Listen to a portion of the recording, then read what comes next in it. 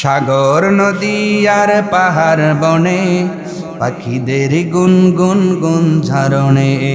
সাগর নদী আর পাহাড় বনে পাখিদের গুনগুন গুন ঝরণে। ভেসে আসে ওই সুমধুর তান, ভেসে আসে ওই সুমধুর তান। চারিদিকে শোনো আল্লাহর জয়গান। আল্লাহ মহান, আল্লাহ মহান, আল্লাহ মহান, আল্লাহ মহান। বলা যাবে, বলা যাবে? একটু মন খুলে প্রাণ খুলে বলেন আল্লাহ মহান, আল্লাহ মহান, আল্লাহ মহান, আল্লাহ মহান। শোনো তুমি মন দিয়ে কোকিলের সুর, শুনতে লাগছে দেখো কত না মধুর। মিষ্টি মিষ্টি ওই দয়ালের গান, রয়েছে তাহাতে কি সুধা পুরাণ। আল্লাহু আকবার। শোনো তুমি মন দিয়ে কোকিলের সুর, শুনতে লাগছে দেখো কত না মধুর। মিষ্টি মিষ্টি ওই দয়ালের গান, রয়েছে তাহাতে কি সুধা পুরাণ। কোথা পেল তাহারা এসর আমলান, কোথা পেল তাহারা এসর আমলান। জবাব পাবে দিল খোদা মহিয়ান। আল্লাহ মহান, আল্লাহ মহান, আল্লাহ মহান, আল্লাহ মহান, আল্লাহ মহান, আল্লাহ মহান, আল্লাহ মহান, আল্লাহ মহান। বলো যদি আকাশের চাঁদ তারা, কোথা পেলে স্নিগ্ধ এ জ্যোৎস্না ধারা। সূর্যকে বলো যদি কোথা পেলে আলো, রাত্রি হলো কেন নিকোষ কালো। কোথা পেল মানব এক জীবন বিধান, কোথা পেল মানব এক জীবন বিধান। জবাব একটা সবই আল্লাহর দান। আল্লাহ মহান, আল্লাহ মহান, আল্লাহ মহান, আল্লাহ মহান, আল্লাহ মহান, আল্লাহ মহান, আল্লাহ মহান। সাগর নদী আর পাহাড় বনে পাখিদের গুনগুন গুন ঝরণে। সাগর নদী আর পাহাড় বনে পাখিদের গুনগুন গুন ঝরণে। ভেসে আসে ওই সুমধুর তান, ভেসে আসে ওই সুমধুর তান। চারিদিকে শোনো আল্লাহর জয়গান। আল্লাহ মহান, আল্লাহ মহান, আল্লাহ মহান, আল্লাহ মহান, আল্লাহ মহান, আল্লাহ মহান, আল্লাহ মহান, আল্লাহ মহান। 1 লাখ টাকা বেতন পায়, এরপরেও মাস শেষে পকেটে টাকা থাকে না, কারণ তোমার ঘরের মধ্যে সূরা বাকারার তেলাওয়াত নাই। জোরে বলেন। আজকে তোমার স্ত্রী সকালবেলা জিলিক যেইটা রাত্রে দেখতে পারে না, রিমোট দিয়ে ওইটার কাজ আদায় করে। কথা বলা লাগবে। এই জন্য তোমার ঘরের ভিতরে বরকত নাই, বরকত নাই। ও সরাইমারির মুসলমান, প্রমাণ হয়ে গেল যে ঘরের ভিতরে সূরাতুল বাকারার তেলাওয়াত হয়, আমার আল্লাহ সন্তানের ভিতরে বরকত দেয়, সুস্থতার ভিতরে বরকত দেয়। আজ থেকে 40 বছর আগে কি ক্যান্সার ছিল এত? জোরে বলেন। 40 বছর আগে কি এত স্ট্রোক ছিল? এখন ভালো মানুষ রাস্তা দিয়ে যাইতেছে, হঠাৎ করে কয় এর আবার ডেট ফেল। মাশাআল্লাহ, আল্লাহ যে কত বরকত আমার এই বাংলাদেশে ভাষায় দিছে। সুবহানাল্লাহ। আমাদের একটা ভাষা বাংলা, কিন্তু এক এক অঞ্চলে যাবেন এক একটা ভাষার এক একটা মাধুর্যতা। সুবহানাল্লাহ। আমরা বলি জারিয়া দৌড়, এক জায়গায় বলে পিঠে দৌড়, এক জায়গায় কয় ভো দৌড়, এক জায়গায় কয় যে সাইকে, মানে কি একবারে বলাই যায় না, গালি মনে করবেন আপনারা। হ্যাঁ হ্যাঁ, ওই যে একজন বলছে মানে একটা দৌড় কত ভাবে আমাদের এলাকায় ব্যবহার হয়। এই মাধুর্যতা আল্লাহ পাকের শুকরিয়া। সুবহানাল্লাহ। উনি বলছেন জাগায় ডেট ফেল, তার মানে আজকে স্ট্রোক বেড়ে গেছে, হৃদরোগ বেড়ে গেছে, ক্যান্সার বেড়ে গেছে, ডায়াবেটিস বেড়ে গেছে, স্বামী স্ত্রীর মধ্যে মহাব্বত কমে গেছে, সন্তান ছেলে আপনার বাবা ছেলের ভিতরে সম্পর্কের অবনতি হচ্ছে। একটাই কারণ, মুসলমান সমাজের ভিতরে আজকে কোরআনের তেলাওয়াত খুঁজে পাওয়া যায় না। হাফিজে মাদ্রাসা দিছি, দায়িত্ব আকারে দিয়ে দিছে, ওরা পড়ে লিখ, আর আমরা বাড়ি খালি সব ওই টিভি দেখে যাব, কথা কয় না। এই জন্য মা বোনদের বলছি, আপনার হাতে আল্লাহ আপনার স্বামীর চাবিকাঠি দিয়েছেন। ও মহিলারা, ভালো করে বুঝে যাও, শুনে যাও। তোমার স্বামী তোমারে শাড়ি দিতে পারে না, এই জন্য তোমার স্বামীর উপরে মন খারাপ করো। স্বামী গয়না দিতে পারে না, মন খারাপ করো। মনে রেখো, তোমার স্বামী ভ্যান যদি চালায় আর তুমি প্রতিদিন নিয়ম করে যদি কোরআন তেলাওয়াত করো বাড়ির মধ্যে, আমার আল্লাহ ভ্যান চালকের রেজেকের মধ্যে 10 গুণ বরকত দিয়ে দেবে। আগে তুমি কোরআন আলা হও, তোমার স্বামী এমনি স্বচ্ছ রেজেক আলা হয়ে যাবে। তার প্রমাণ দিচ্ছি। কষ্ট হচ্ছে আপনাদের? আপনাদের এলাকায় যে ব্যাংকে চাকরি করে কয় হাজার বেতন পায়? কমসে কম 40। সর্বনিম্ন কত? 40, 60, 80, 1 লাখ আছে। কিন্তু একটা মসজিদের ইমাম সাহেব বেতন কত?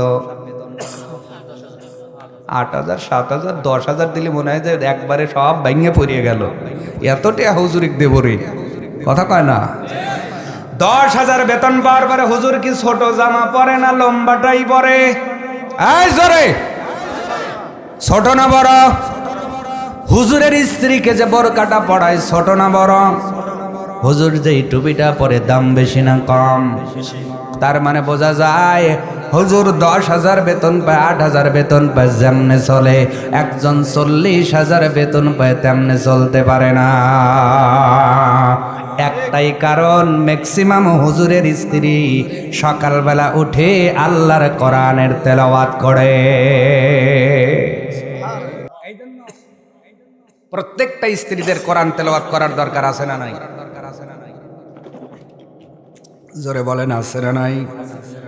বিশেষ করে যদি সূরাতুল বাকারা পরিবরকত দিবেন কে? এই সূরাতুল বাকারা থেকে একটা আয়াত তেলাওয়াত করলাম, 22 নম্বর আয়াত। কয় নাম্বার? আল্লাহ রাব্বুল আলামিন বলে, ও বান্দা বান্দি ভালো করে শোনো।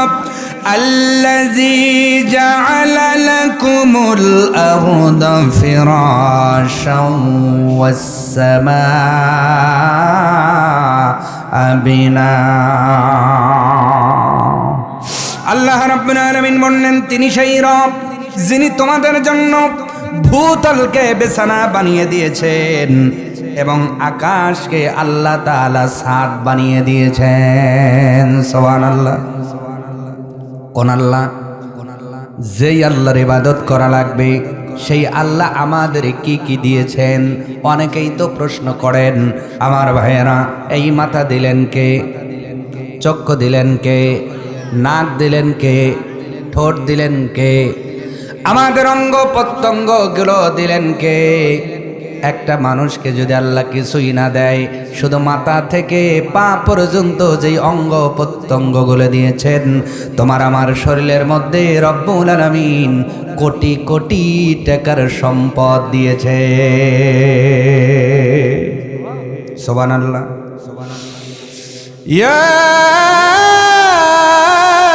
আইয়ুহাল ইনসানু মা গররাকা বিরাব্বিকাল কারীম।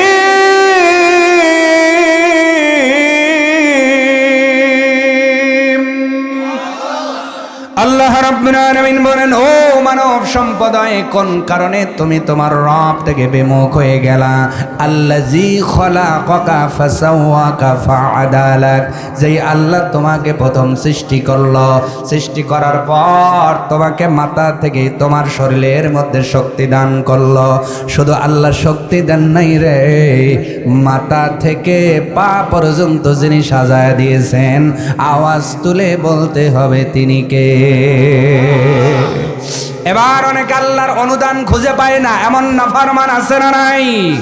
আল্লাহ তাআলা ডাক দে বলে, এ বান্দা, যেই হাত দিয়ে মাখায়া মাখায়া তুমি খাবার খাও, যেই হাত দিয়ে পায়াস তুলে খাও, দই তুলে খাও, তাকায় দেখ রে বান্দা দুনিয়ার কাঁটা চামচের দিকে।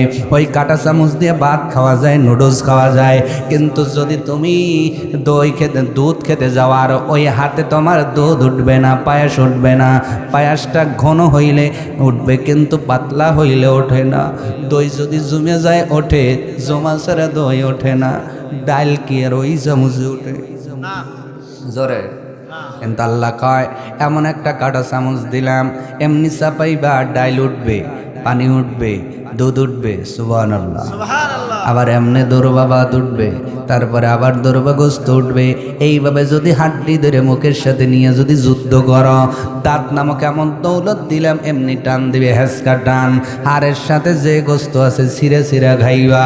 এ বান্দা, আমার অনুগ্রহ তুমি খুঁজে পাও না, তাকায়া দেখো, যেই পাটা দিয়ে তুমি হেঁটে হেঁটে চলো, এইটা তোমার বাবাও দেয় নাই, মাও দেয় নাই, পৃথিবীর জমিনের কোনো মানুষ দেয় নাই। এই অঙ্গ প্রত্যঙ্গগুলো একজন ফিট করে দিয়েছে। জোরে বলেন কে? দুনিয়ার জমিনে এখান থেকে ওল্লা পাড়া গেলে ভাড়া দিতে হয় কি হয় না? কয়রা গেলে ভাড়া দিতে হয় কি হয় না? এখান থেকে আপনার গয়হাটটা গেলে ভাড়া দিতে হয় কি হয় না? ভাড়া ছাড়া কোথাও যেতে পারবেন না। আল্লাহ তাআলা ডাক দেখো, এ বান্দা, তোমার বডি নিয়ন্ত্রণ রাখার জন্য, চলবার জন্য যেই পা দিলাম, এই পা দিয়া শত শত কিলোমিটার জন্মের পরে হেঁটেছ, একটা টাকা বিল আমার আল্লাহরে কোনোদিন তুমি দাও নাই। এ দুনিয়ার মুসলমান, পায়ের মর্যাদা সেই বুঝতে পারে যে হুইল চেয়ারের উপরে বসে থাকে। জোরে। হাতের মর্যাদা সেই বুঝতে পারে যার প্যারালাইসিস হয়ে হাত চলাচল বন্ধ হয়ে গেছে।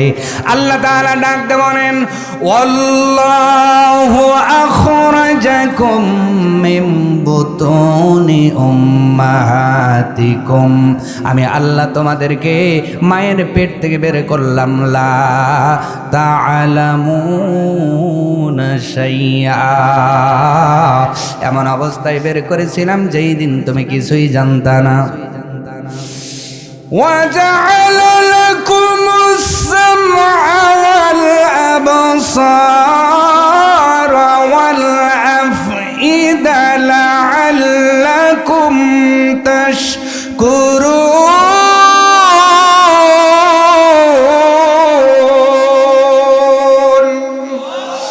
আল্লাহ রাব্বুল আলামিন বলেন, এরপরে আমি আল্লাহ তোমাদেরকে শোনার জন্য কান দিলাম, দেখার জন্য চোখ দিলাম, আর বোঝার জন্য দামি একটা অন্তর ফিট করে দিলাম।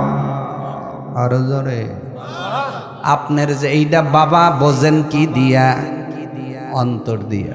কি দিয়া? মা বোঝেন কি দিয়া? ভাই বোঝেন কি দিয়া? পদ্মা মাছ বোঝেন কি দিয়া? বাইম মাছ বোঝেন কি দিয়া? এইটা ব্রয়লার বেশি খাওয়া যাবে না, গরুর গোশত আগে খাওয়া লাগবে, এইটা বোঝেন কি দিয়া? শ্বশুর বাড়ি গেলে ঈদের ভিতরে যদি আপনাকে ভালো উপঢৌকন দেয়, মুখের ভিতরে হাসি ফোটে, 1 বছর দেয় নাই, মুখের ভিতরে আমাবস্যার চাঁদ উঠছে, এই যে বুঝলেন কি দিয়া? কি দিয়া? এই অন্তরটা দিলেন কে? অথচ আল্লাহ দেওয়া অন্তরের ভিতরে এখন অনেক যুবকের টোনাটুনি অন্তরে বাস করে। এরকম অন্তরালা যুবক চরই মরিতে নাই। আবার বাঁচবো না তো মরেই যাব, বাঁচাতে পারবে না তো তুমি মরেই যাও, বাঁচায় তোমাকে 1 কেজি ময়দার দাম হবে। আল্লাহ অন্তর দিলেন। এইটা হলো শারীরিক অনুগ্রহ আল্লাহ করেছেন। আল্লাহ রাব্বুল আলামিন বলে, ও বান্দা বান্দি, তোমার শরীর আছে, কিন্তু দুনিয়াতে অক্সিজেন না থাকলে তুমি চলতে পারবা না। এখন যদি সরাইমারি বাজারের জন্য আল্লাহ 2 মিনিট অক্সিজেন হরতাল দেয়, 2 মিনিট পর কে কে বুক টান করে উঠবেন দেখে হাত দেখান তো। পরামানিকের ফলে আগুনের গোলা যেভাবে চলেন, আপনার উপর তো এলাকায় কেউ নাই, 2 মিনিট পরে বুক টান করে উঠবেন তো? হ্যাঁ কিছু বলা লাগবে না, হলে বসবো, কষ্ট হচ্ছে, মোনাজাত দেবো আমি। 2 মিনিট পরে অক্সিজেন নাই, আল্লাহ যদি হরতাল দেয় এই বাজারের জন্য, সরইমারি বাজারের এরিয়ায় 2 মিনিট হরতাল, অক্সিজেন নাই, 2 মিনিট পরে আপনি উঠতে পারবেন? আমি পারবো? হুজুর পাবেন? জানাজা দিবে কি? হুজুরও তো নাই, কথা কয় না। অক্সিজেন দিলেন কে? আরো জোরে বলেন কে? আপনি আমি যেই দূষিত বায়ুটা ছাড়তেছি কার্বন ডাই অক্সাইড, এইটা আল্লাহ গাছ গাছালিকে শোষণ করান। আল্লাহ তাআলা বলেন বান্দারে 1 ঘন্টার জন্য দুনিয়ার সব গাছ গাছরা যদি আমি আল্লাহ খতম করে দিতাম 1 ঘন্টার ভিতরে, তোমাদের ত্যাগকৃত কার্বন ডাই অক্সাইডের জন্য পুরা পৃথিবী অ্যাটম বোমার মতো বাস্ট হয়ে যেত। আমি আল্লাহ গাছ গাছরা পয়দা করে করে এই পৃথিবীটাকে ব্যালেন্স করে দিয়েছি। ও বান্দা, তোমার বাড়িতে খাট আছে, বিছানা আছে, বিছানার মধ্যে জাজিম আছে, জাজিমের উপরে তোশক আছে, তার উপরে কাঁথা আছে, চাদর আছে। এইটা সাজাইতে তোমার লক্ষ লক্ষ টাকা খরচ হয়ে যায় রে বান্দা। দেখো আমি আল্লাহ তোমাদের যেই জমিনটা দিলাম, আল্লাযী জাআলা লাকুমুল আরদা ফিরাশা, আমি আল্লাহ পুরো জমিনটার এই তোমাদের জন্য বিছানা বানায় দিয়েছি। আরো জোরে বলে আল্লাহর ঘরে যে মসজিদে আপনি যান না, কেন যান না আজকে শুনে যান। আল্লাহ কি কি দিলেন কিয়ামতের দিন অথবা কবরে যাওয়ার পরে আমার আল্লাহ যদি ডাক দেওয়ারে সরইমারির মুসলমান, আমার দেওয়া হায়াত পাইলা, আমার দেওয়া রিজিক খাইলা, আমার দেওয়া চোখ দিয়ে দেখলা, আমার দেওয়া জবান দিয়ে কথা বললা, আমার দেওয়া নাক দিয়ে বাসনা শুকলা, আমার দেওয়া কান দিয়ে তুমি শুনতে পাইলা, আমার দেওয়া বেরেন দিয়ে তুমি চিন্তা ভাবনা করলা, আমার দেওয়া অন্তর দিয়ে তুমি চিন্তা ভাবনাগুলো অন্তরের মধ্যে পরিকল্পনা করলা, আমার দেওয়া হার্ট নিয়ে বেঁচে থাকলা, আমার দেওয়া ফুসফুস নিয়ে তুমি অক্সিজেনটারে ভালো করে শরীরের মধ্যে শোধন করাইলা। আল্লাহ যদি কয় আমার দেওয়া হাত নিয়া দুনিয়ার মধ্যে মারামারি করছো এ এলাকার মুসলমান, আল্লাহ তাআলা কবরের ভিতরে যদি বলে বান্দা বান্দিরে আমার দেওয়া এই নিয়ামতগুলোর হিসাব নিয়ে তুমি জান্নাতে যাও, একটু সহজে বলেন তো কোনো মানুষের পক্ষে হিসাব দেওয়া সম্ভব হবে নাকি? এই জন্য আল্লাহ কয় 5টা ওয়াক্ত নামাজের জন্য আজানের মাধ্যমে ডাকি রে বান্দা আয় আমার ঘরে এসে আমাকে একটু রুকু করো, সেজদা করো, আমার সাথে একটা ভালো সম্পর্ক তৈরি করো। কারণ বন্ধু তার বন্ধুর কষ্ট বোঝে। আমি আল্লাহ যদি তোর বন্ধু হয়ে যাই, লা খাউফুন আলাইহিম ওয়ালা হুম ইয়াহজানুন, কবরে ভয় নাই, হাসরে চিন্তা নাই, আমি আল্লাহ তোর অভিভাবক হয়ে জান্নাতে ঢুকায়া দেব। ইবাদত করে নাজাত পাওয়া যাবে না, তবে নামাজ পড়ে আল্লাহর সাথে ভালো সম্পর্ক তৈরি করো, যেন আল্লাহ নিজ জিম্মায় আপনাকে আমাকে মাফ করতে পারে। এ মসজিদেও তো যায় না, আছে না? কথা কয় না? এখন যদি বলি ইশারের নামাজ কে কে পড়েন নাই হাত দেখান, মান থাকবো? কথা কয় না? মান কসু হয়ে যাবে। কি কসু? কি কসু? বলে হুজুর মান থাকবে কি? মান তো মান কসু হয়ে যাবে। এরকম কসুওয়ালা ফেলার আছে না নাই? তাহলে আমাদের জন্য জমিনটারে বিছানা বানালেন কে? কি বিছানা? এই বিছানায় শুয়ে থাকা যায়, এই বিছানায় বসে থাকা যায়, এই বিছানায় ইরির আবাদ করা যায়, এই বিছানায় সরিষার আবাদ করা যায়, এই বিছানায় আম গাছ লাগাইলে আম খাওয়া যায়, এই বিছানায় জাম গাছ লাগালে জাম খাওয়া যায়, এই বিছানার মধ্যে কাঁঠাল গাছ লাগাইলে কাঁঠাল খাওয়া যায়, এই বিছানার মধ্যে কলা গাছ লাগাইলে কলা খাওয়া যায়। আর এই সবগুলো আল্লাহ বিছানার ভিতরে দিছে। আর যুবকগুলোর জিলিক বাইরে গেছে, খাওয়ার পরে জিলিক উঠছে, মসজিদে যায় না, ওই মরে মরে এখন ফ্রি ফায়ার পাবজি নিয়ে ব্যস্ত হয়ে গেছে। আল্লাহ কয় কবরে আইসা দেখ জিলিক ছুটায়া ছাড়বো।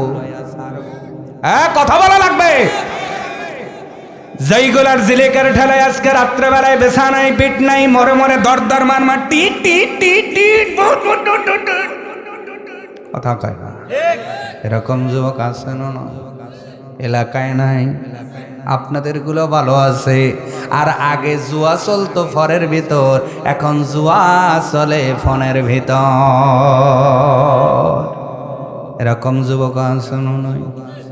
আরো জোরে। আল্লাহ কয় আমার বিছানার উপরে থাকবা, সাবধান। কেন আল্লাহ সাবধান করলেন তা কি আপনারা জানেন নাকি? আল্লাহ রাব্বুল আলামিন বলে, বান্দারে আমার তৈরকৃত বিছানা যে তোমাদের জন্য যেমন খুব আরামদায়ক, ফ্যাসিলিটেবল, খুব তোমাদের সুযোগ সুবিধা দিবে, তবে মনে রাখো এই বিছানার মধ্যে একদিন তোমাদের ঘুমাতে হবে। তার নাম কবর। তার নাম কি? তার নাম কি?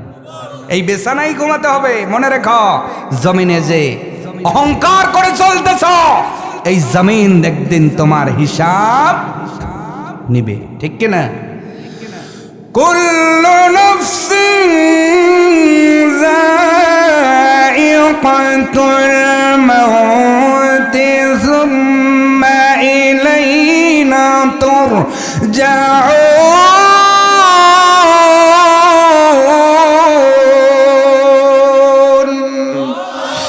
আল্লাহ রাব্বুল আলামিন বলেন, চিরদিন তোমাদের জান বেঁধে দেই নাই, প্রাণ বেঁধে দেই নাই, আত্মা বেঁধে দেই নাই রে বান্দা।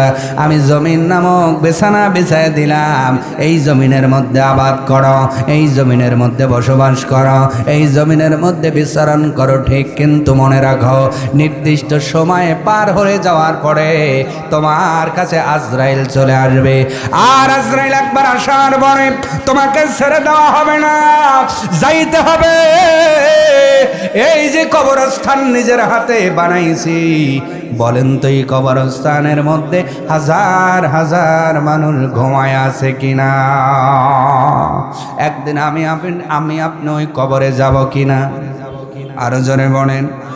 আল্লাহ তাআলা বলেন, এই জন্য জমিনের মধ্যে চলার সময় তোমাকে অহংকার করে চলা যাবে না। আল্লাহ তাআলা ডাক দিয়ে বলেন, বান্দারে আমি আল্লাহ জমিন শুধু বিছানা বানাইলাম না, ওয়াসসামাআ বিনা, আমি আল্লাহ তোমাদের সুরক্ষার জন্য আসমানটারে ছাদের ব্যবস্থাপনা করেছি। আরো জোরে সুবহানাল্লাহ, আরো জোরে। আপনাদের কণ্ঠ কি বসে গেছে? তো ওয়াজ করি আমরা, আপনাদের কণ্ঠ বসবে একটু জোরে কোন সুবহানাল্লাহ। আল্লাহ কেমন ছাদ বানালেন এইটা তো বোঝা লাগবে, তাই না? আপনার বাড়িতে যদি 3000 স্কয়ার ফিট একটা ছাদ দেন, এই বাজারে খরচ কত হবে? হুজুর অঙ্ক কইসা জানান লাগবে কেন? একটা আইডিয়া আছে না নাই? 3000 স্কয়ার ফিটের একটা ছাদ দিবেন, ধরে কত লাগতে পারে? প্রায় 1 কোটি টাকা। উনি বললেন 3000 স্কয়ার ফিটের একটা ছাদ কমপ্লিট করবেন, প্রায় 1 কোটি টাকা লাগবে। আল্লাহ কয়, আমি তোমাদের যে ছাদটা বানাইছি, তোমরা তো দাও কয় ইঞ্চি? 8 ইঞ্চি পুর, কয় ইঞ্চি? 6 ইঞ্চি। 8 ইঞ্চি বেশি বলে ফেলেছি। আর আল্লাহ যে ছাদ বানাইছেন, এইটার পুরুত্ব বোঝার দরকার আছে না নাই? তাইলে তো হিসাবটা একটু মিলবে, তাই না? আল্লাহ রাব্বুল আলামিন বলে, বান্দারে শোনো, আমি আল্লাহ কেমন ছাদ তোমাদের মাথার উপরে দিয়েছি। আল্লাহ রাব্বুল আলামিন আরেক আয়াতের মধ্যে বলেন, ওয়াজআলনা আস-সামাআ সাকফাম মাহফুজা। এ বান্দা, আকাশকে করেছি ছাদ, অরক্ষিত ছাদ করি নাই। জোরে কোন সুবহানাল্লাহ। সুরক্ষিত আল্লাহ কেন বললেন? মাহফুজা, তোমাকে হেফাজত করবে, তোমাকে বাঁচাবে। কারণ তোমার ছাদ আছে, হঠাৎ করে যদি ভূমিকম্প 10-এর উপরে যায়, ছাদ নাই। কথা কয় না? আছে 10 পয়েন্ট কিছু উপরে গেলেই ছাদ নাই। আর ওই ছাদের নিচে যারা আছে তারাও নাই। ব্যাকসা বেকা, চোখ নাই, কান নাই, ছাদের নিচে, নিজের হাতে বানানো ছাদের নিচে পইরে ইন্তেকাল করছে। কথা কয় না? আল্লাহ রাব্বুল আলামিন বলেন, ওয়াজআলনাস সামাআ সাকফাম মাহফুজা।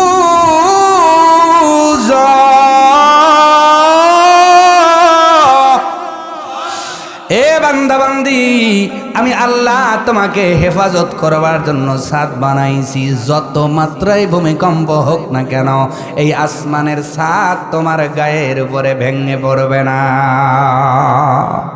যত ঝড় হোক না কেন, যতই টর্নেডো হোক না কেন, কারণ তাকে দেখ রে বান্দা, তোমার 3000 স্কোয়ার ফিটের একটা বিল্ডিং করতে গেলে 8 থেকে 12টা কোটির প্রয়োজন হয়, 16টা কোটির প্রয়োজন হয়।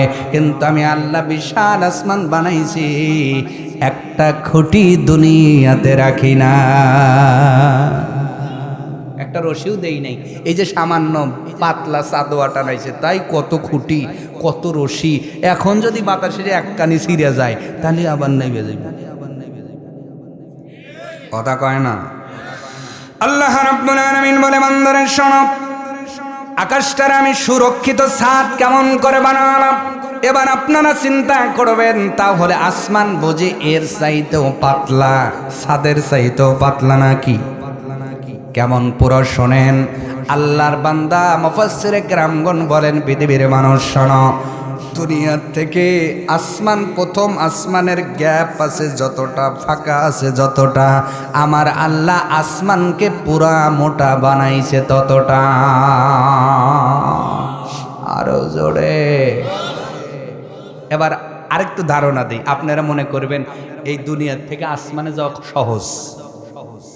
গ্যাপটা তো বোঝানো লাগবে, তাই না? যে কতটা ফাঁকা, তাইলে মোটা কতটুকু।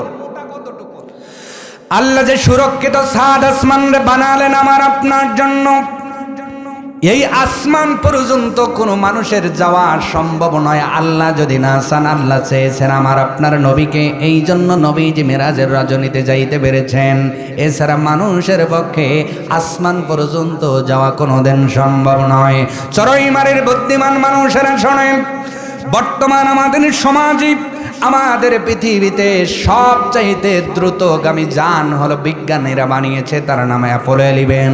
যেই অ্যাপোলো 11 চাঁদে যাওয়ার জন্য কাজে লাগে, যেইটার আপনার গতিবেগ সেকেন্ডে 11 কিলোমিটার, 1 সেকেন্ডে 11 কিলোমিটার পর্যন্ত দৌড়াতে পারে।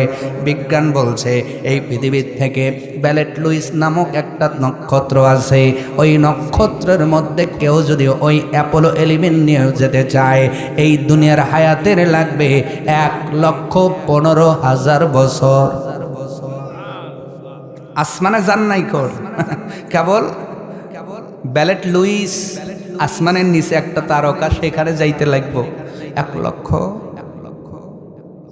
আসতে বলে 1,15,000 বছর। বাঁচবেন কয় বছর? তার মানে বোঝা গেল কারো পক্ষে আসমানে যাওয়া সহজ। সহজ কেন, সম্ভব। তাহলে এত দূরত্ব আল্লাহ কয়, এ বান্দা, দুনিয়ার থেকে আসমানের দূরত্ব দিক যতটা, আমি আল্লাহ প্রথম আসমানকে মোটা বানাইছি ঠিক ততটা। এইবার বলেন, আসমান কয়টা আল্লাহ বানাইছেন? সাবআ সামাওয়া। কোরআনের দলিল অনুযায়ী 7টা আসমান আল্লাহ বানালেন। নবীজি হাদিসের মধ্যে বলেন, সাহাবীরা শোনো, যদি প্রথম আসমান রে গোটায়া নিয়া, যদি আল্লাহ কাউরে ক্ষমতা দিত প্রথম আসমান রে হাতের মধ্যে গোটায় নিয়া দ্বিতীয় আসমানের মধ্যে যদি ফেলে দেওয়া যাইত, একটা মার্বেলকে, একটা গুটিকে যেমন দেখা যায় প্রথম আসমানে কে দ্বিতীয় আসমানের মধ্যে, ঠিক ততটাই ক্ষুদ্র মনে হতো। দ্বিতীয় আসমান আল্লাহ কত বড় বানাইলেন। নবী বলেন, দ্বিতীয় আসমানকে যদি তৃতীয় আসমানে তোলা যায়, একটা বাটি যেমন দেখা যায় ঠিক ততটা দেখা যাবে। আল্লাহু আকবার। এইভাবে 7টা আসমান আল্লাহ বানাইলেন। আল্লাহ তাআলা ডাক দে বলে, বান্দা বান্দি, আমি আল্লাহ ব্রেন দিলাম, অন্তর দিলাম, আমার আয়াতগুলো পড়ে পড়ে গবেষণা করো, চিন্তা করো। একটা সময় হয়তো তুমি হেদায়েতের পথে চলে আসবা, মসজিদে ঢুকে যাবা, হয়তো মালিককে সিজদা করবা। আজকে কোরআন পড়ি না, কোরআন বুঝি না, এই জন্য নামাজ পড়লেও নামাজে মজা পাই না, কারণ আমার কাছে এই জাতীয় তথ্য নাই। আমরা মনে করি দুনিয়া এমনি হইছে, আমি এমনি হইছি, মরে যাব, শেষ। ঠিক কিনা? মরে গেলেই শেষ না, আরো জীবন আছে। জোরে বলেন আছে কিনা? এই জন্য আল্লাহর আল্লাহর নিয়ামত থেকে মুখ ফেরানো যাবে, কিন্তু অধিকাংশ মানুষ ফিরায় কি ফিরায় না, ফিরায় কি ফিরায় না। ওয়াহুম আন আয়াতিহা মুরিদুন।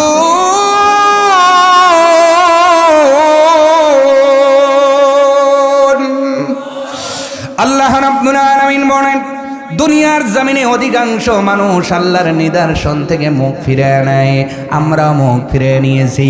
আমরা মনে করি আমার মাথা আমার বাবা দিছে, চোখ আমার মা দিছে, নাক আমার নেতা দিছে, বডি আমার নেতা আমার বংশের লোকেরা বানাইছে। গাছ গাছরা বুঝে আমরা লাগাই আর আমরাই তৈয়ার করি। না না, আল্লাহ রাব্বুল আলামিন ডাক দে বলে, দুনিয়ার মানুষেরা শোনো, এই গাছ গাছরা তোমরা বানাইতে পারো না, আমি আল্লাহ আমার কুদরতে গাছ বানাই। দেখো, তোমার একটা বাড়ির মধ্যে একই আঙ্গিনে একই মাটি, একখানিতে আম গাছ লাগাইলা, তারই পাশে জাম গাছ লাগাইছো, তারই পাশে কাঁঠাল গাছ লাগাইছো, তার পাশে কলা গাছ, এরপরে কুলবরই গাছ, তারপরে শশা গাছ, তারপরে বাঙ্গি গাছ, এরপরে তরমুজ, তারপরে আনাজ গাছ, বিলাতি গাছ, লাউ গাছ, বাড়ি একটা। সব গাছের বীজ যখন বপন করলা, আমি আল্লাহ আমার কুদরতে ওই বীজ থেকে সম্পূর্ণ গাছ তৈয়ার করে দিয়া আমি আল্লাহ ভালোবেসে সকল ফল তোমাদের মুখে উঠায়া দে। আরো জোরে বলেন না সুবহানাল্লাহ। সম্মানিত ভাইয়ারা, আল্লাহ রাব্বুল আলামিন বলেন, আমি শুধু জমিনটারে বিছানা বানালাম না, আকাশটারে সুরক্ষিত ছাদ বানালাম না। আল্লাহ রাব্বুল আলামিন এবার বলেন, ওয়া আনজালা মিনাস সামাই মাআন ফাআখরাজা বিহি মিনাস সামারাতি রিজকান লাকুম। জোরে বলুন আল্লাহু আকবার। আল্লাহ রাব্বুল আলামিন বলে, বান্দারে, আমি আল্লাহ শুধু জমিন দিলাম না, আসমান দিলাম না, আমি আল্লাহ আকাশ থেকে আনজালা মিনাস সামাই মিনাল মা, আমি আল্লাহ আসমান থেকে পানি বর্ষণ করি। সুবহানাল্লাহ। এই পানি মানে বৃষ্টি। পানি মানে কি? আরো জোরে, বৃষ্টি দেয় কে? বৃষ্টি দেয় না কে? গতবারও কিন্তু বৃষ্টির জন্য পাগল পারা হয়ে বারে বারে এই কান্নাকাটি করছে কিনা স্যার? আকবর আলী কলেজের মতো মাঠে সালাতুল ইস্তিসকার নামাজ হয়েছে, ঠিক কিনা? আপনাদের কি কষ্ট হচ্ছে? অসুবিধা হচ্ছে? বৃষ্টি আল্লাহ না দিলেও বিপদ দিলেও আছে না নাই? এখন যদি বিপদ দেয় আপনাদের ভালো হবে না খারাপ হবে? হ্যাঁ, ভালো হইব। আল্লাহ যদি 3 দিন একটা না বৃষ্টি দেয়, মাল শস্য হয়ে যাইব আর শস্য মাল হয়ে যাইব, ঠিক না? আল্লাহ রাব্বুল আলামিন বলে, বান্দারে, আমি আল্লাহ আসমান থেকে পানি বর্ষণ করে ক্ষান্ত হয়ে যাই না। ফাআখরাজা বিহি মিনাস সামারাতি রিজকাল লাকুম, আমি আল্লাহ রিজিক হিসাবে ওই বৃষ্টির পানির মাধ্যমে তোমাদের জন্য শস্য ফলায়া দেই। শস্য ফলান কে? আরো জোরে। এই দিনে আল্লাহ সরিষা দিলেন, আর চৈত মাসে আল্লাহ ইরি দিলেন কেন? এখন ইরি দিতে পারতেন, আবার ওই সময় শস্য দিতে পারতেন কি না? দিলে কি হইতো? কারণ সরিষার জন্য কুয়াশা লাগে। সুবহানাল্লাহ বাইজ্জা বলিয়েন। আল্লাহ কয়, দেখো বান্দা, সরিষা ফলনের জন্য কুয়াশার দরকার, এই জন্য শীতের দিনে সরিষা দেই। আর ধানের জন্য রৌদ্রের প্রয়োজন, এই জন্য চৈত মাসে আমি আল্লাহ ইরি দেই। আরো জোরে। জমিন একটাই, তুমি বপন করো, আর আমি আল্লাহ তোমার ঘরে গোলা ভরে দেই। গোলা ভরিয়া এই যে জিলিকের বিচি, আমার ছোট চাচা কইছে, আমি কই চাচা চাউল, কইলো না এটা চাউল, এটা জিলিকের বিচি। কইলাম আমি তো বুঝলাম না। কই এইটা খাইলেই তো মানুষের জিলিক বাড়ে, এইটা পেটে না থাকলে আর জিলিক আসে না। কথা কয় না। মন কেমন ধানের চাউল, ধান আল্লাহ গোলার মধ্যে তুলে দিলেন। আল্লাহ রাব্বুল আলামিন বলে, বান্দারে, শুধু ধান সরিষা এই কিছু দিলাম না, বিভিন্ন রকমের ফল ফলাদি তোমাদের জন্য রিজিক হিসাবে আমি আল্লাহ বাজেট করে দিয়েছি। সাগর নদী আর পাহাড় বনে পাখিদের গুন গুন গুন ঝরণে, সাগর নদী আর পাহাড় বনে, পাখিদের গুন গুন গুন ঝরণে, ভেসে আসে ওই সুমধুর তান, ভেসে আসে ওই সুমধুর তান, চারিদিকে শোনো আল্লাহর জয়গান।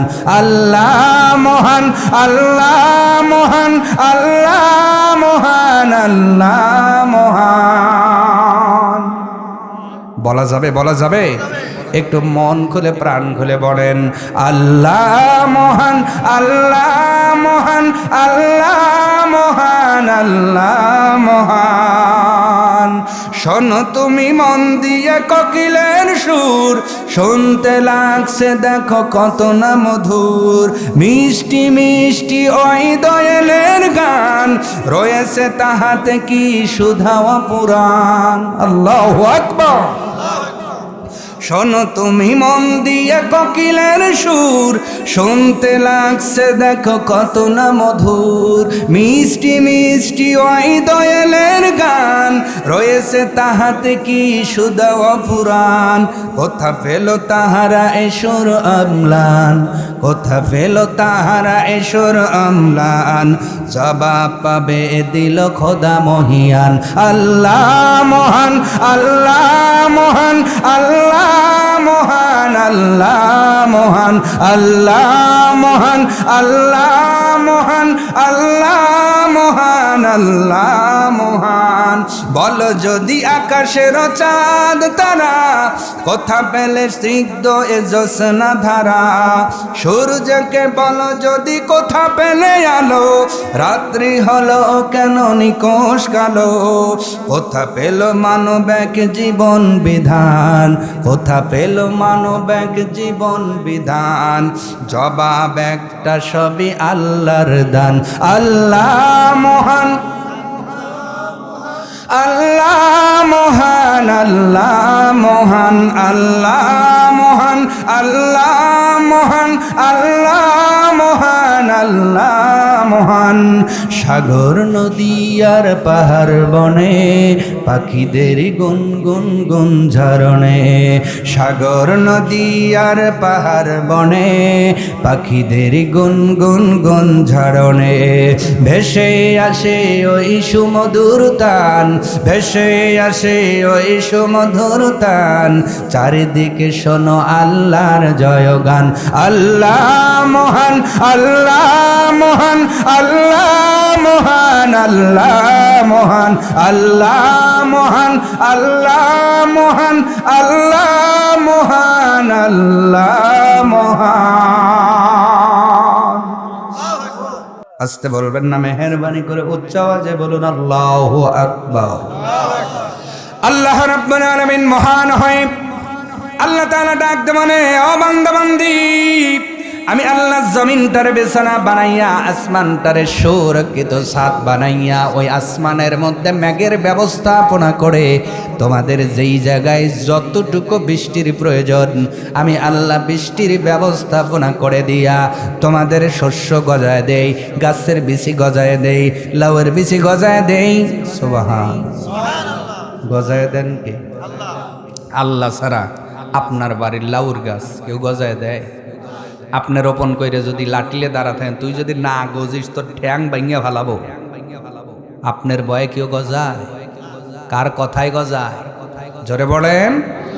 সরিষা ছিটাইছেন এক মুঠ, কিন্তু ওই এক মুঠ সরিষার থেকে জমিনটা পরিপূর্ণ করে দিয়েছেন কে?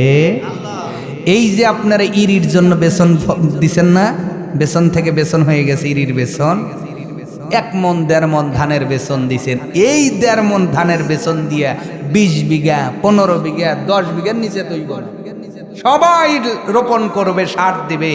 ওই 1-1.5 বিঘার বেসন থেকে শত শত মণ ধান যিনি আপনার গোলায় তুলে দিল, তিনি কে? সেই আল্লাহর ঘর আপনি চোখে দেখেন না।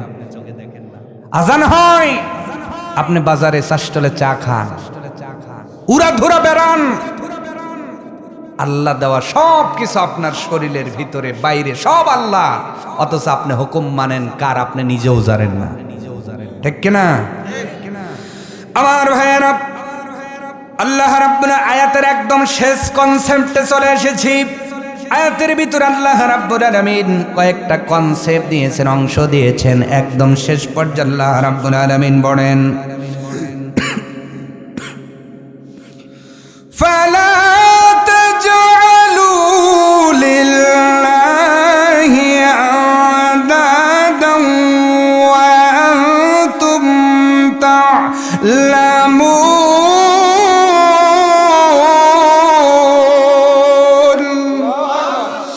আল্লাহ রাব্বুল আলামিন এবার বলেন, বান্দারে আমি যেহেতু সব কিছু দিয়ে দিলাম, বিছানা দিলাম, ছাদ দিলাম, বৃষ্টি দিলাম, গাছগাছরা দিলাম, রেজেক দিলাম, খেতে দিলাম, পড়তে দিলাম, বাঁচার জন্য হায়াত দিলাম, সব কিছু যেহেতু আমি আল্লাহ দিলাম, ফালা তাজআলু লিল্লাহ, খবরদার আল্লাহর সাথে আন্দাদা, অংশীদার বানানো কাউকে যাবে। নিষেধ করলেন কে? আরো জোরে। সব কিছু দিলেন কে? এবার নিষেধ করলেন কে? কয়টা বিষয়? একটা বিষয় নিষেধ করে বলতেছেন, বান্দা বান্দি খবরদার আমি আল্লাহ আমার সাথে কারো অংশীদার করো না, শিরক করো না, আমার সাথে আমার সমতুল্য কাউকে মনে করো না। কিন্তু আমাদের মধ্যে আল্লাহ দিল ধান, আল্লাহ দিল সরিষা।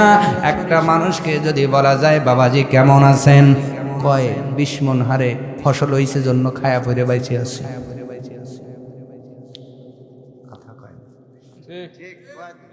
আছে না নাই? আপনাদের কি ঘুম ধরছে? কথা বলেন, আছে না নাই? তার মানে উনি বলতে চাই জমিনের ফসল ওনারে বাঁচাইছে। একজনের 3টা গরু দোয়াল, এই জন্য নাকি বেঁচে আছে, জোরে বলেন নাউজুবিল্লাহ। আর একজন বলে ছেলে বিদেশ গেছে, 60,000 করে টাকা পাঠায় জন্য একটু খায়া পরে এই বাজারে বাইসে আছি। কথা বলে না। আর একজনের ছেলে আর্মি হয়েছে, সেনাবাহিনী হয়েছে, একজনের ছেলে সরকারি চাকরি পেয়েছে, এই জন্য নাকি বেঁচে আছে। আল্লাহ কয় না রে বান্দানা, ফালা তাজআলু লিল্লাহি আন্দাদা, আমার সাথে কোনো শরীক করো না, শরীক করো না। আমার নবী সাইয়্যিদুল মুরসালিন, খাতামান নবিয়্যিন আউয়ালিন ওয়াল আখিরিন, নবী মুহাম্মদুর রাসূলুল্লাহ সাল্লাল্লাহু আলাইহি ওয়াসাল্লাম বলেন, এই দুনিয়ার উম্মত, আমার আল্লাহ 2টা জিনিস বরদাস্ত করতে পারেন না। একটা হলো তার সাথে শিরক করা, আর একটা হলো নবীজিকে কষ্ট দেওয়া। এই 2টা জিনিস আমার আল্লাহ মেনে নিতে পারেন না। এই জন্য মুশরিকরা কখনো জান্নাতে যাবে না। যারা শিরক করবে তারা জান্নাতে যাবে না, জান্নাতের গন্ধ পাবে না। নবীজি ডাক দিয়ে বললেন, সাহাবীরা শোনো, আল্লাহর সাথে শিরক করো না, শিরক করো না। যারা মুশরিক হয়ে কবরে যাবে, যারা মুশরিক হয়ে কিয়ামতের ময়দানে উঠবে, রোজ মাহশর ময়দানে যারা উঠে যাবে, তারা আল্লাহর জান্নাতের সুঘ্রাণ পাবে না। সাহাবীরা বললেন, রাসূলুল্লাহ, জান্নাতের ঘ্রাণ কত দূর থেকে পাওয়া যাবে?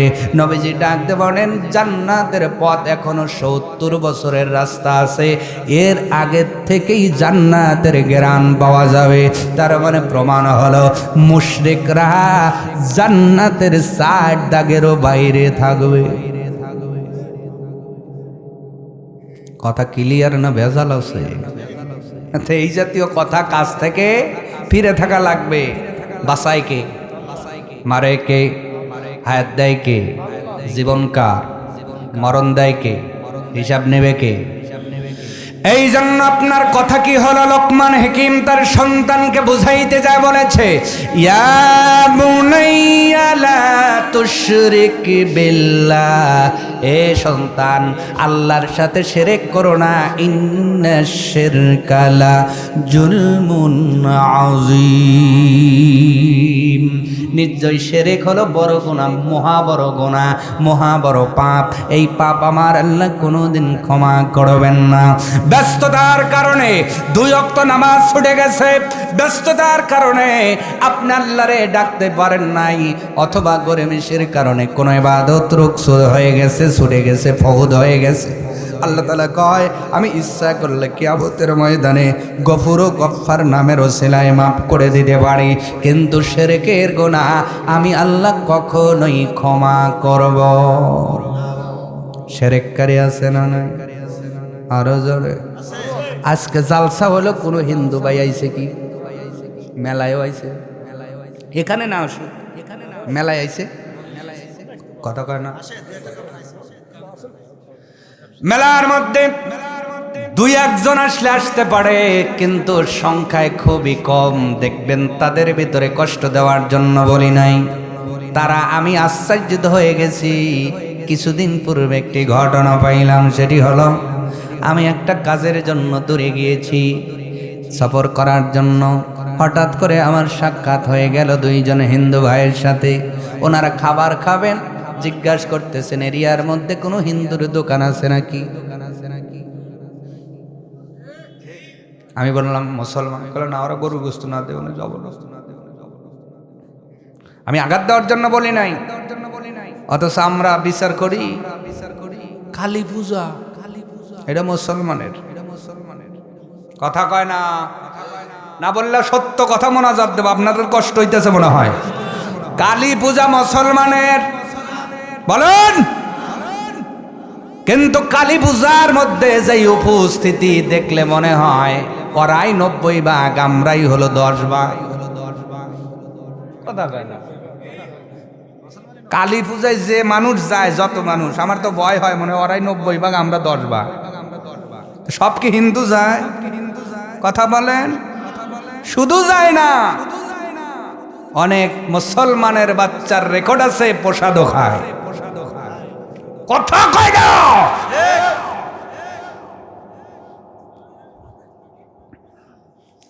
গতকাল গান হয়েছে খাদুলিতে, পরশুদিন আর গতকাল কোথায়?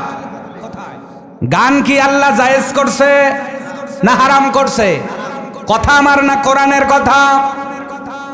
অথচ এই জায়গায় ওপেনে চুল ছেড়ে দিয়ে গায়িকা গান গাচ্ছে, আর মুসলমানের বাচ্চাগুলো ইতিমের মতো তাকায় রইছে। জীবনে মিয়া মানুষ দেয় না, কথা কয় না। আরো জোরে। নগদ বাবা, তাও আবার নাম দিছে, নাউজুবিল্লাহ, আগেই বলে নিচ্ছি, গাউসুল আজম নগদ বাবা। জোরে কোন, জোরে কোন। গাউসুল আজম কেউ নয়, গাউসুল আজম কে? জোরে জোরে। আজম একমাত্র আমার আল্লাহ, আর উনি নগদ বাবা, গাউসুল আজম নগদ বাবা, তার মহাপবিত্র রসুল। কথার ওয়েট মাপেন, মহা পবিত্র, খালি পবিত্র না, তার মাজার কেন্দ্র করে সেজদা হচ্ছে, ডাইরেক্ট শিরক হচ্ছে। এখানে কি হিন্দুই গেছে? কিসের আশায় গেছে? যতটা ভক্তি ওই গানের আসরে আছে, আমার তো মনে হয় এই ভক্তি দিয়ে 40 দিন যে কোনো মানুষ আল্লাহর ঘরে গেলে ওলি হয়ে যাওয়ার কথা ছিল। শিরক করতে আমরা যতটা ভক্তি করি, আল্লাহর প্রতি যদি এই ভক্তিটা দেখাই, আপনি আমি ওলি হয়ে যাওয়ার কথা, ঠিক কিনা? কষ্ট হচ্ছে, কষ্ট হচ্ছে। নিষেধ টাকা আপনি শিরক কইরা যত বড় ঘরে নামাজ পড়েন, আল্লাহর খানায় কাবার মধ্যে গিয়েও যদি নামাজ পড়েন, নামাজ হবে না। কারণ আল্লাহর ঘর খানায় কাবার আবাদ করছে আবু জেহেলের মতো মানুষ। কার মতো মানুষ আবাদ করছে? কেমন করে? ওই 360টি মূর্তি ঢুকাইছে। আর আবু বকর ওমর আল্লাহর ঘরে যায় নাই, ঘরেকে গিলাপ লাগায় ঘরে যায় নাই, ঘরের বাইরে নামাজ আদায় করেছে, আল্লাহ জান্নাত ওয়ালা বানায় দিছে। তার মানে দিলটার নিয়তকে ঠিক করেন, অন্তর ঠিক করেন, ঈমানটারে পরিশুদ্ধ ভেজাল মুক্ত করেন, অল্প ইবাদতেই নাজাত পাওয়া যাবে। আর আমি গানের গো আগের কাতারে, জালসারও আগের কাতারে আছে না নাই? লাবরা বোঝেন? লাবরা, এই লাবরা গুলো মুসলমানও না, কাফেরও না, এরা মুনাফিক। আল্লাহ নিজে পরিচয় দিছে, আমার কথা না। কি পরিচয়? ইন্নাল মুনাফিকিনা ফিদ দারকিল আসফালি মিনান নার। আল্লাহ তাআলা বলেন মুনাফিকগুলো জাহান্নামের একদম নিচে যাবে। জোরে কর নাউজুবিল্লাহ। আমার ভাইরা, এই আলোচনা করে আজকে মোনাজাত হবে। আমাদের হিন্দুস্তান, ইন্ডিয়া বলে এখন যেটা চিনি, আগে তো হিন্দুস্তান ছিল ভারত উপমহাদেশের ভিতরে। আল্লাহর অগণিত ওলিরা সেই জমিনটার উর্বর করেছেন। সুবহানাল্লাহ। একজন ওলির জীবনের ঘটনা বলছি। ওনার একজন ছাত্র ঘুমের ভিতরে স্বপ্ন দেখতেছেন। ঘুমের ভিতরে আল্লাহর ওলিকে স্বপ্ন দেখেন, ডাক দিয়ে বললেন, হুজুর, কবরের ভিতরে আল্লাহ তাআলা আপনার সাথে কি আচরণ করেছে? উনি ডাক দিয়ে বললেন, আমার ছাত্র তুমি শোনো, মরণের পর আমার যেন মনে হয় দুইজন ফেরেশতা আমার দুই বাহু ধরে আল্লাহ তাআলার দরবারে নিয়ে গেলেন। আল্লাহ তাআলা বললেন, তারে এখানে কেন নিয়ে এসেছ? ফেরেশতা দুইজন ডাক দিয়ে বললেন, আল্লাহ, আপনার প্রিয় ভাজন, প্রিয় বান্দা, এই জন্য আপনার সাথে সাক্ষাৎ করাবার জন্য এনেছি।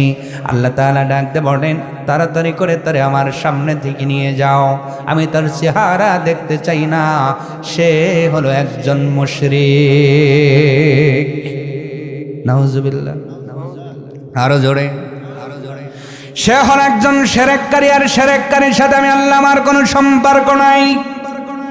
আল্লাহর ওই ঘুমের ভিতরে, স্বপ্নের ভিতরে বলেন, আমি আশ্চর্যিত হয়ে গেলাম, আমার হাত পা গুলো থরথর করে কাঁপতে লাগলো। ডাক দিয়ে বললাম, মহিয়ান গরিয়ান আল্লাহ, জীবনে কোনোদিন আপনার ইবাদত ছাড়া অন্য কিছু করি নাই। 5 ওয়াক্ত নামাজ আদায় করেছি, কোরআনুল কারীমের তেলাওয়াত করেছি, হজ করেছি, যাকাত নিয়েছি।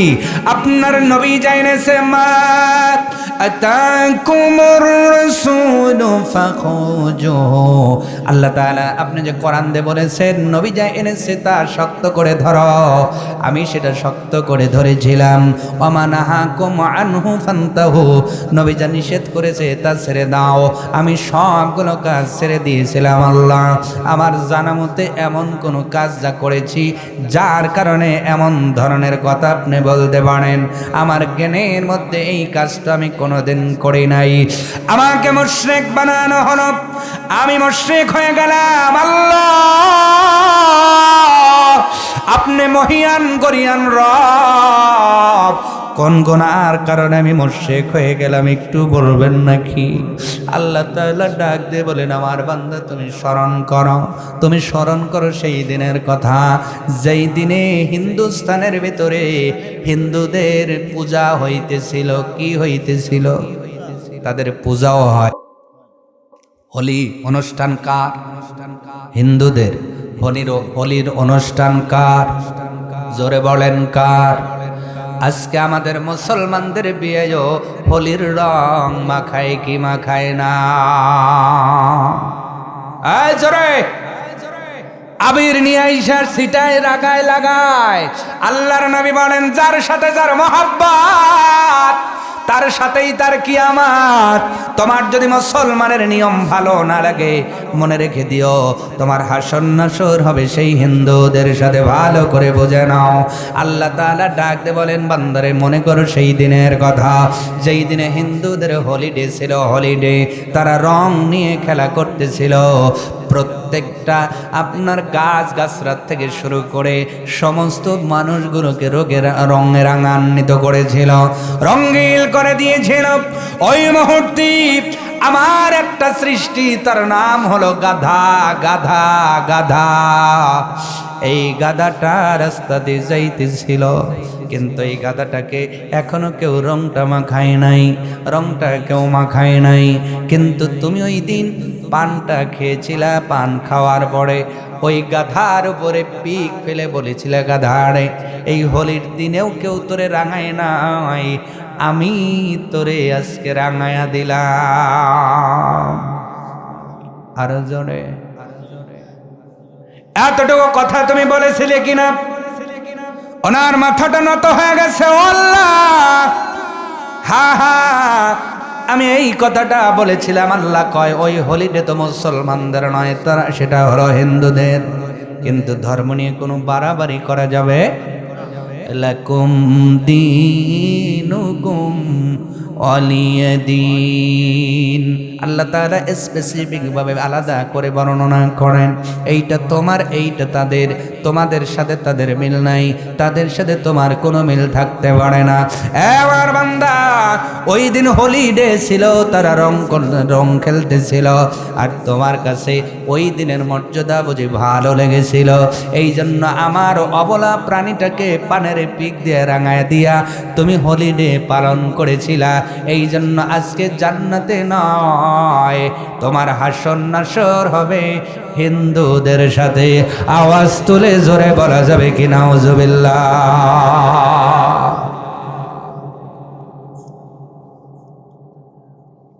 একজন অলি মানুষের পানের পিক দিয়ে রাঙানোর কারণে যদি ওর হাসর নাসর হিন্দুদের সাথে হয়, যারা বেলুন দিয়া কেক কেটে জন্মদিন পালন করতেছে, এই কৃষ্টি কালচার কি মুসলমানের না খ্রিস্টানদের? জোরে। আপনার কাছে পাঞ্জাবি ভালো লাগে না, আপনার কাছে শার্ট ভালো লাগে, আমি শার্ট পরতে নিষেধ করি না, যেহেতু আপনার সতর ঢাকে আপনি পড়তে পারেন, কিন্তু যদি পাঞ্জাবি সে জুব্বার সে মোহাব্বত বেশি হয়, তার মানে আপনি মুসলমানকে ছোট করে খ্রিস্টানদের শার্টকে হাইলাইট করলেন। আপনার বিচার বলেন তো আছে না নাই? পড়তে পারবেন প্রয়োজনের তাগিদে, যতটুকু পরা যায় পোশাক হিসেবে, কিন্তু যদি মনে করেন এইটা জুব্বার সে ভালো, পাঞ্জাবির সে ভালো, তাইলে খবর আছে না নাই? জোরে কোন আছে না নাই? এই জন্য প্রত্যেকটা কাজ হবে কার নিয়মে? আল্লাহ তাআলা বলেন, আমি দিলাম আমার নিয়মে চলো, আমি আল্লাহ বানাইলাম আমার ইবাদত করো, আমি মসজিদ ঘর তোমাদের মুসলমানদের দিলাম, এইটা তোমাদের জায়গা। আর হিন্দুরা তাদের ধর্ম মোতাবেক মন্দির বানালো, তারা গির্জা বানালো, প্যারাডো বানালো, যার যার ঘরে তারা তারা যাইবা, দেখা যাবে আখেরের বেলায় কারা সফল কাম আর কারা ক্ষতিগ্রস্ত। ঠিক কিনা বলেন? আল্লাহ রাব্বুল আলামিন স্বাধীনতা দান করেছেন দুনিয়ার জমিনে, যার যার ধর্ম শেষে পালন করবে, কিন্তু আল্লাহ তাআলা বলেন ইন্নাদ-দীনা ইনদাল্লাহিল ইসলাম। আমি আল্লাহ পৃথিবীর জমিনের কোন দিনই ব্যবস্থা ধর্মকে আমার মনোমত মনে করি না, আমি আল্লাহ একমাত্র ইসলামটারে আমার মনোভূত মনে করি। আর যারা মানে ইসলাম তারা হলো মুসলিম। এইবার যারা মুসলিম আছেন বলেন তো আমাদের ইবাদত খানা, ইবাদত ঘরের নাম কি? জোরে জোরে, আরো জোরে, আরো জোরে। মসজিদে যাওয়ার দরকার আছে না নাই? নামাজ আদায় করার দরকার আছে না নাই? কয়ক্ত? শুধু জুমার দিন না কয়ক্ত? মসজিদের পক্ষে থাকলে লাভ আছে না নাই? জোরে বলেন আছে না নাই? কারা কারা মসজিদের পক্ষে থাকবো? দুই হাত তুলে আমার আল্লাহরে দেখাই, লিল্লাহে তাকবীর। টান টান করে শোটান, হাত নামায় বলেন আমিন। এবার মসজিদের পক্ষে থাকলে লাভ কি, লাভ কি? এইটা বলেই আলোচনা শেষ হবে ইনশাআল্লাহ। মসজিদের পক্ষে যারা থাকবেন তাদের লাভ কেমন হবে? আল্লাহর নবী আখিরি জামানার পয়গম্বর রাসূল আরবি সাল্লাল্লাহু আলাইহি ওয়াসাল্লাম বলেন, কিয়ামতের ময়দানে 7 শ্রেণীর মানুষকে আল্লাহর আজিমের নিজে ছায়া দান করবেন। এর ভিতরে একদল হলো তারা যাদের অন্তর মসজিদের সঙ্গে লাগানো ছিল। সাহাবীরা বললেন, ও নবী, জানতে চাই মানুষের অন্তর কেমন করে মসজিদের সাথে লাগানো থাকে? অন্তর তো থাকে ভিতরে, মসজিদ হলো বাইরে, অন্তর কেমন করে মসজিদের সাথে লাগানো যায়? নবীজি ডাকতে বললেন, সাহাবীরা রে, যেই মানুষগুলো ফজরের নামাজ পড়ার পরে মসজিদ থেকে বাহির হওয়ার পরে মনে মনে চিন্তা করা, আরে কখন জোহর হবে, আবার আজান হলে মসজিদে নামাজ আদায় করতে আসবো। জোহরের নামাজ আদায় করার পরে যেই মানুষগুলো আসরের নামাজের জন্য অপেক্ষায় থাকে, আসর আদায় করার পরে যারা মাগরিবের জন্য অপেক্ষায় থাকে, মাগরিব আদায় করার পরে যারা ঈশার নামাজের জন্য অপেক্ষামান থাকে, ঈশার নামাজ আদায় করে ফজরের জন্য যারা বেকুল হয়ে ঘুমায়া যায়, নবীজি ডাক দিয়ে বলেন এদের অন্তরটা মসজিদের সঙ্গে লাগানো থাকে। কিয়ামতের ময়দানে আল্লাহর আরশ আজিম ছাড়া কোনো ছায়া থাকবে না, ছায়া থাকবে না। আমার আল্লাহ ওই মুসিবতের কালে এই আত্মা লাগানো, অন্তর লাগানো মানুষগুলোকে তারা আরশের নিচে ছায়া দান করবে। তাহলে মসজিদে ঢোকার দরকার আছে না? মসজিদে ঢুকবে তারা, নামাজ আদায় করবে জানা। শুধু জুমার নামাজ পড়ে কোনোদিন জান্নাতে যাওয়া যাবে? জোরে এবার বলেন, 5 ওয়াক্ত মুসল্লি বেশি হয় না, জুমার দিনে বেশি হয়। জুমার কোনো ওয়াক্তে যায় না, জুমার দিন এত জোরে ধাক্কা দিছে, এক ধাক্কায় মসজিদ 2 তালা। কয় তালা? আরো জোরে। প্রতি ওয়াক্তে হয় 1 কাতার, জুমার দিন 2 তালা। ও মসজিদ বানায়া লাভ নাই, লাভ নাই। শুধু জুমার নামাজের জন্য মসজিদ 2 তালা করা লাগবে, কথা কে বললো আপনারে? দরকার নাই। মসজিদ শুধু 5 ওয়াক্ত নামাজীদের জন্য। তুমি 34 ওয়াক্ত পড়লা না, 1 ওয়াক্ত তাও যায় পরে বের হয় আগে 2 রাকাত। কথা কও না? আছে না নাই? মোনাজাতের মধ্যে আবার হাইব্রিড মোনাজাত করে। আল্লাহ আইছে কিন্তু, দেখছেন? আমি কিন্তু একবারে খারাপ না। আবার সামনে সেই জুমার দিন আসবো, আমার নামটা জান্নাতুল ফেরদাউসের খাতায় লেহে রেখে মোনাজাত একখান দিয়ে চলে আসে আর গড়ে জান্নাতে মানে পা যায় আর হইছে। আল্লাহকে কবরে আইসে দেখ বাটাম কস কাট পায়ের রেডি আছে। কথা কর না কা? এবার যারা নামাজ আদায় করলেন তাদেরটা বললাম। মসজিদ যারা নির্মাণ করবেন তাদের বেনিফিট কি জানার দরকার আছে না নাই? আমার মা বোনেরা, ভাই ও বাবাজিরা খুব ভালো করে শুনবেন। যারা দুনিয়ার জমিনে মসজিদ নির্মাণ করবে, নবীজির একটা সুপ্রসিদ্ধ হাদিস আমরা অনেক আলেমের মুখেই শুনেছি, মান বানা লিল্লাহি মাসজিদান বানাল্লাহু লাহু বাইতান ফিল জান্নাহ। একটা মসজিদ ঘর বানালে আল্লাহ তার জন্য বালাখানা নির্মাণ করবেন। ওই দিকে আমি যাব না। যারা মসজিদ নির্মাণ করেন, শর্ত অনুযায়ী দান করেন, মসজিদের পক্ষে যারা কাজ করেন, যারা আমল করেন, নামাজ আদায় করেন, কিয়ামতের ময়দানে এই মসজিদ তাদের ভুলে যাবে না। কঠিন ওই পুলসিরাত পার হবার জন্য মসজিদগুলো তাদের বাহন হয়ে যাবে। কি হয়ে যাবে? বাহন বোঝেন? বাহন। হুন্ডা হলো বাহন, ভ্যান গাড়ি বাহন, বাস হলো বাহন, ট্রাক হলো বাহন, রেলগাড়ি বাহন, মেট্রো ট্রেন বাহন, বিমান হলো বাহন, সুবহানাল্লাহ, হেলিকপ্টার বাহন। মসজিদ হবে আপনার আমার বাহন, সুবহানাল্লাহ। এইটা আমি বলি নাই, হাদিসে কুদসির মধ্যে আল্লাহ বলেছেন, সুবহানাল্লাহ। দুনিয়ার জমিনে যেই হাদিসের ভিতরে আল্লাহর কথা আছে, নবীর মাধ্যম দিয়ে এসেছে, সেইটা হলো হাদিসে কুদসি।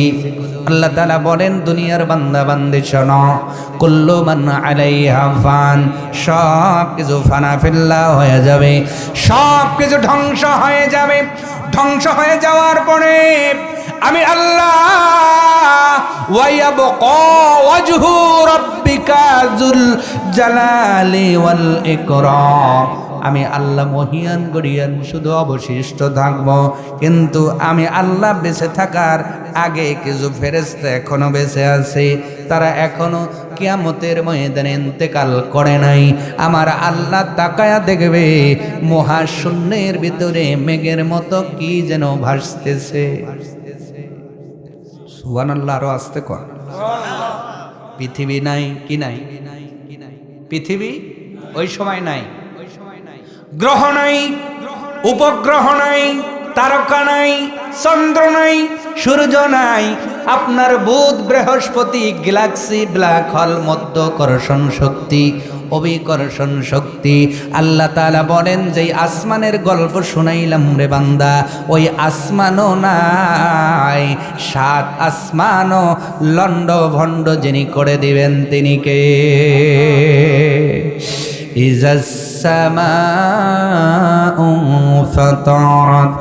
আকাশটা বিদীর্ণ হয়ে যাবে। ওয়া ইযাল কাওয়াকিবু ইনতাসাআত, তারকারা যেগুলোর খুলে খুলে জমিনের দিকে পড়বে। ওয়া ইদাল বিহারু ফুজ্জিরাত, আপনার দুনিয়ার জমিনে সাগরের পানিগুলো অশান্ত উদ্বেলিত হবে। ওয়া ইদাল কুবুরু বুসিরাত, কবরগুলো আপনি খুলে যাবে, মানুষগুলো হাজির হবে পড়ে। কিন্তু এই যে লন্ড ভন্ড করে দেওয়ার পরে, সব কিছু ধ্বংস হয়ে যাওয়ার পরে আল্লাহ তাআলা দেখবেন মহাশূন্য তৈরি হয়ে গেছে, জমিন নাই, আসমান নাই। এই যে বিশাল গ্যাপের ভিতরে সাদা সাদা মেঘের ভিতরে কি মেঘের মতো কি যেন ভাসতেছে। আল্লাহ রাব্বুল আলামিন বলবেন, এ ফেরেশতারা যাও যাও, তারা কারা এই কথাটা জিজ্ঞাসা করে আসো।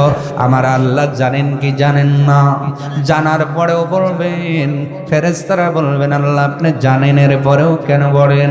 আল্লাহ তাআলা বলেন আমি জানি, তারপরেও যা জিজ্ঞাসা করে এরা কারা, কেন ধ্বংস হলো না? ফেরেশতারা এসে ডাক দিয়ে বলবে মান আনতুম, তোমরা কারা, তোমরা কারা?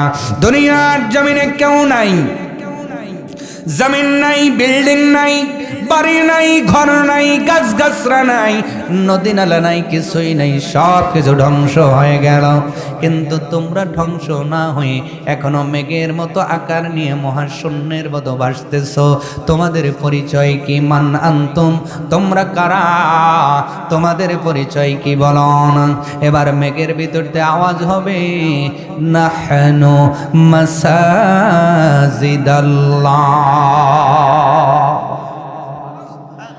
মেঘের ভিতর থেকে আওয়াজ হবে, আমরা আল্লাহর ঘর মসজিদ। আল্লাহু আকবার।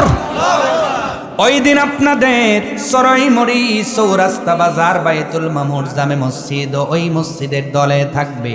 মসজিদগুলো ডাক দে বলবে নাহনু মাসাজিদাল্লাহ, আমরা পৃথিবীর জমিনে আল্লাহর ঘর মসজিদ।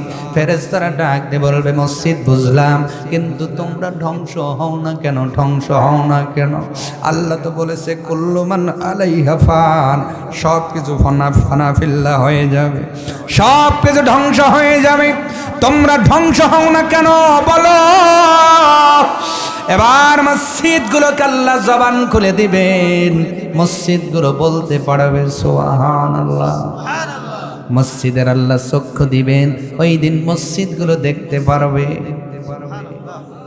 আরো আসতে বলেন, আল্লাহ রাব্বুল আলামিন বলার মতো যোগ্যতা দেওয়ার পরে মসজিদ কথা বলতে পারবে, এটা বিশ্বাস হয়? হয় না? যদি না হয় তাদের জন্য বলছি, আবু জাহেলের হাতের মধ্যে পাথর আছে। একদিন এসে আমার নবীকে ডাক দেখায়, ভাতিজা আমার হাতের মধ্যে কি আছে যদি বলতে পারো, কলেমা পড়ে মুসলমান হয়ে যাব। আরো আসতে বলেন, আমার নবী কথা বলেন না, নবী নিশ্চুপ হয়ে আছেন। আল্লাহ রাব্বুল আলামিন জিবরাইলকে পাঠিয়ে দিয়েছেন। জিবরাইল আমিন এসে বলেন, পয়গম্বর চিন্তা নাই, এই কাজে আমার আল্লাহ আপনার সাথে আছে, আপনি যা বলবেন তাই হবে। এবার নবী ডাক দিয়ে কয়, চাচা আসলে ঈমান আনবেন? কইল হ্যাঁ। কয় আপনার হাতে কি আছে? আবু জেহেল কয় আমি তো সবার অগোচরে ছোট একটা পাথর তুলছি, মুহাম্মদ ইবনে আব্দুল্লাহ জানবে কেমন? এই চিন্তা করে বলেছে, বলো তুমি যদি বলতে পারো কলেমা পড়ে ঈমান আনবো। নবীজি আল্লাহর অফার পাওয়ার পরে ডাক দিয়ে বললেন, চাচাজি আমি বললে আপনি বিশ্বাস নাও করতে পারেন, বলেন। আমি বলবো না, আপনার হাতের ভিতরে যা আছে সেটাই বলবে, কোনটা ভালো হয়? সুবহানাল্লাহ। আবু জেহেল ভাইবে চিন্তা করে যে না, হে বলার সে পাথর বেলে কোনোদিন কথা কয়, হ্যাঁ এইটা হতে পারে? ভাতিজা তুমি না, আমার হাতের ভিতরে যা আছে এইটা যদি বলে দেয় তাহলে আরো বেটার হয়। নবী আসমানের দিকে তাকায় বললেন, আল্লাহ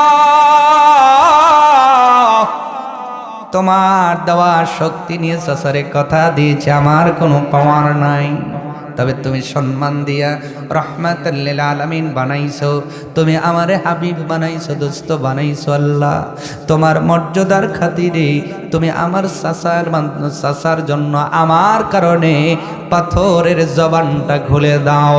আল্লাহ কয়, বন্ধু তোমার মর্যাদার কারণে আজকে দুনিয়াতে পাথরের জবান আমি আল্লাহ খুলে দিলাম। ওই দিন পাথর কেঁপে কেঁপে বলেছিল, এ আবু জেহেল, তোমার হাতের ভিতরে নিছো,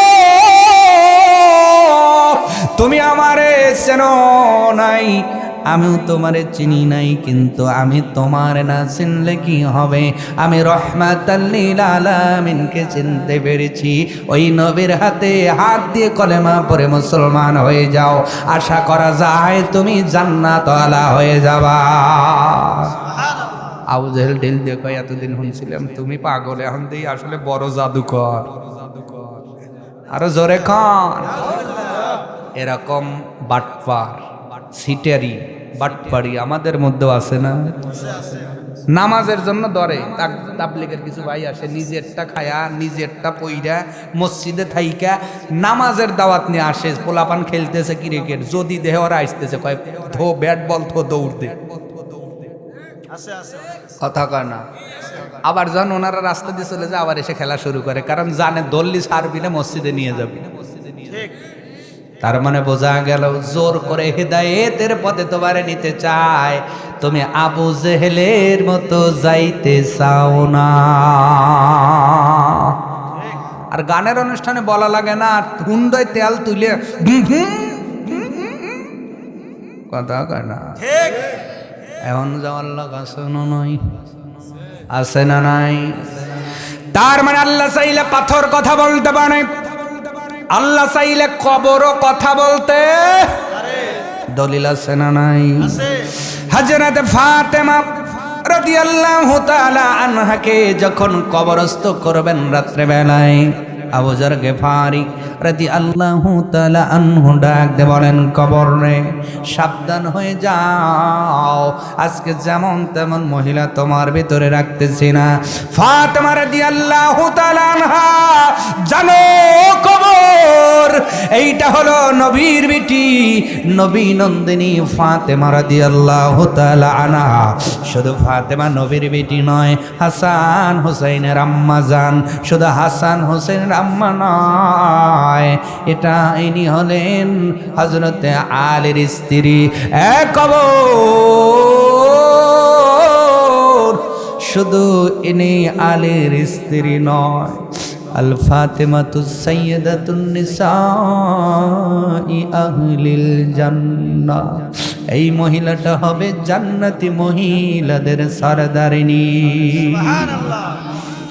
আবু যর গিফারি বলেন, সাবধান হয়ে যাও, মাটির কবর ডাইকা আল্লাহ একটু অনুমতি দেন। সুবহানাল্লাহ। আল্লাহ অনুমতি দিছে, মাটির কবরের জবান খুলে গেছে, ডাক দে কয়, আবু যর গিফারি রে, আমি ফাতেমারে চিনি না, নবীর বিটিরে চিনি না, হাসান হোসেনের মারে চিনি না, আমি জান্নাতের সরদারিনী চিনি না, আমি মাটির কবর চিনি ঈমান আর নেকামল। মহিলারা, মাটির কবরের আনসার যদি এইটা হয়, তুমি কোন বংশের পোলা এইটা দেখা হবে না, কার মিয়া কার বেটি এইটা দেখা